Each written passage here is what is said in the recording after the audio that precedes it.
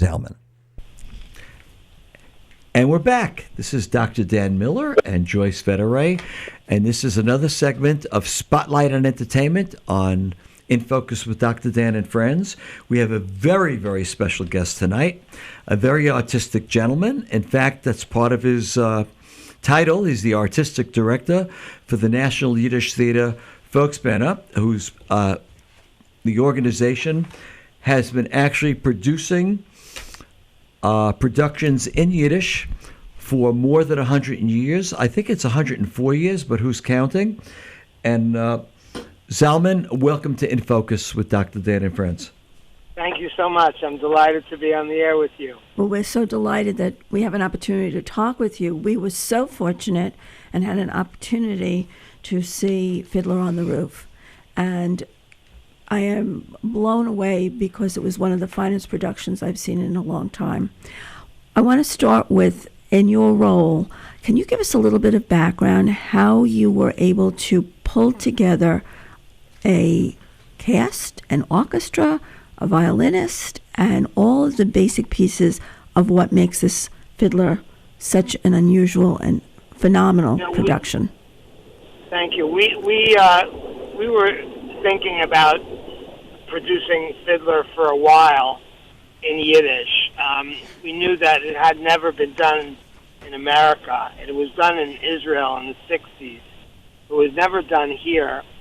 And we wanted to make sure that we knew that it had to be able to compete artistically with the audience's recollection of Fiddler whenever they've seen it, whether it was the last Broadway revival or the original show or the movie.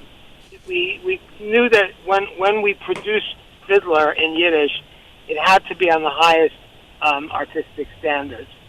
And luckily, thanks to our CEO, Chris Massimine, and the board, we have gotten to a point where we could undertake such a huge production. And when it came to deciding and thinking about who would direct this, I realized that it could be really anybody, because everyone knows Fiddler, and it could be anybody who has a good sense of the play and of theater. And after consulting with Hal Prince, the original producer, and Sheldon Harnick, the lyricist, I decided to ask Joel Gray if he would be interested in directing the piece, and he was.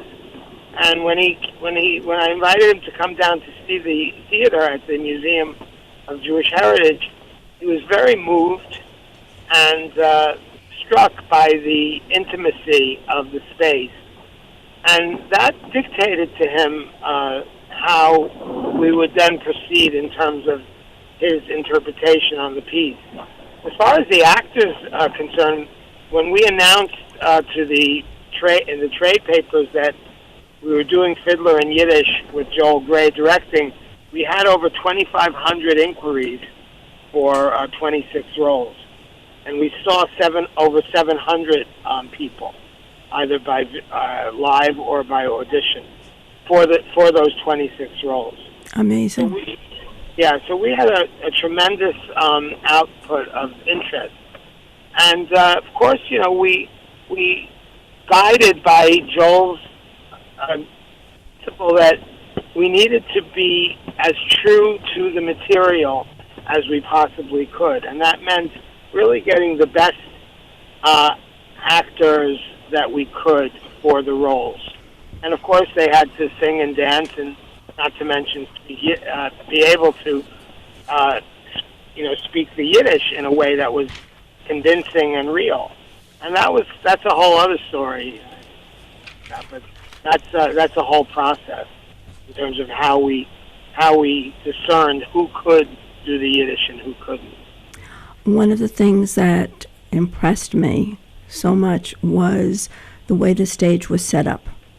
The fiddler and the orchestra were both visible. Would you share a little bit about how those decisions were made? Yeah, I mean, Joel put together an incredible design team from, the top echelons on Broadway, from Beowulf Forrest, who did the set design, to Peter Kaczorowski, who did the lighting, and Annie Ward, who did the costumes, and Dan Moses Schreier, who did the sound design, and of course Stash Kamiech, who did the choreography and the musical staging. And between them all, they came up with this concept that we needed, with Joel's guidance, we needed to really honor the text.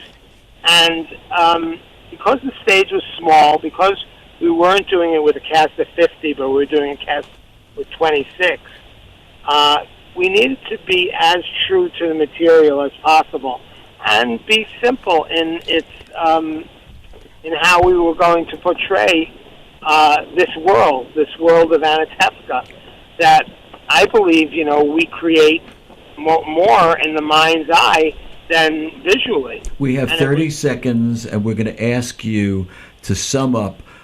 What is it about this production of Fiddler on the Roof that makes it so special that people should go out and buy tickets for the extended run? Actually, we hear that you've made. Yeah, we're running till October 25th, and then we don't know.